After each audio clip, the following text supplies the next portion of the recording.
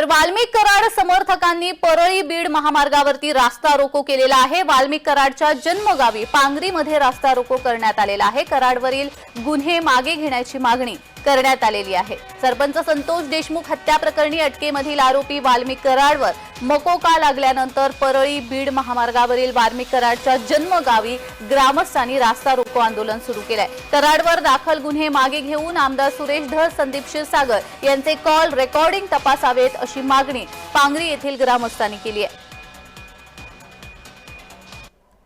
वाल्मिक कराड यांच्या समर्थनार्थ आज वाल्मिक कराड यांच्या मूळ गावी असलेल्या पांगरी येथे रास्ता रोको आंदोलन करण्यात येतं। या ठिकाणी ज्या पद्धतीने महिला बसलेल्या आहेत, गावातल्या महिला आहेत, सर्व गेल्या 1 तासापासून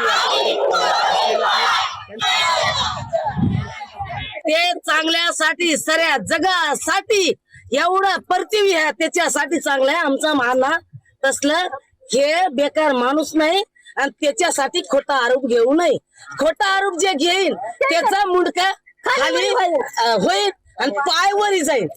आजची आमची फक्त गावगणित निदर्शन करायचे आणि अन्नावर मोका आणि 120 ब इथे लावलेलं नाही, लावण्याची प्रोसेस चालू आहे। आणि ह्याच्या निषेधात आम्ही गावातले प्रत्येक 18 पगड समाजाचे लोक रस्त्यावर उतरलाय।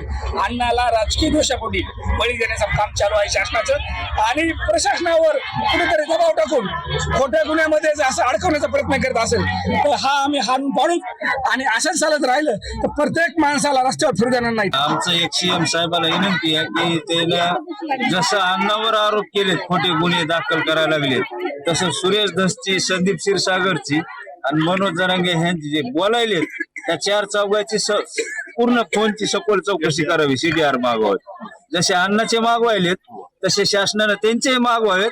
ते काय बोलते आणि हे काय बोलते हे तर समोर येईल ना।